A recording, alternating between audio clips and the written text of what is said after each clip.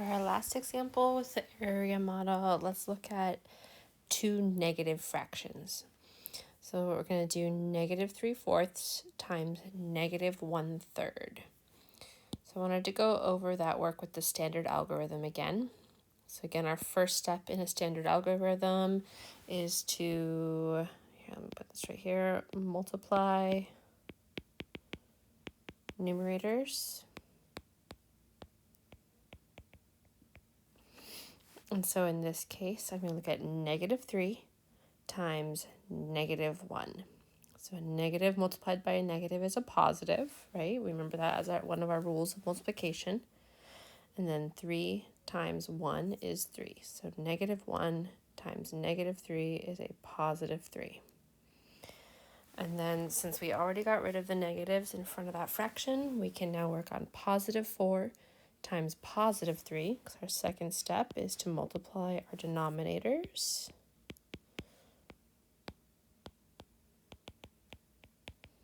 Okay, so 4 times 3 is 12.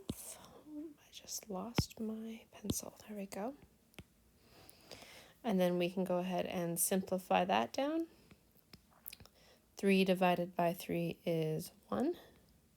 12 divided by 3 is 4. So a -3/4 times a -1/3 is a +1/4. Let's check that out with the area model now.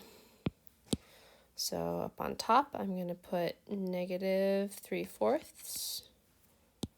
And then off to the side, I'm going to put -1/3.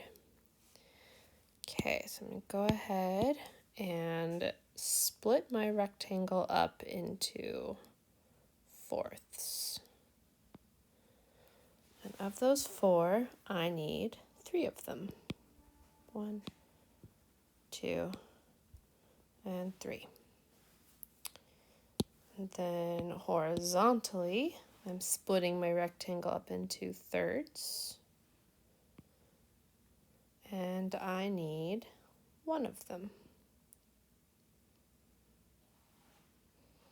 All right, so we can see we just split our whole rectangle into 1, 2, 3, 4, 5, 6, 7, 8, 9, 10, 11, 12 pieces.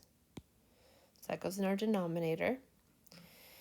And then the part where our colors overlap, or where our 3/4 and our -1/3 overlap, is right there.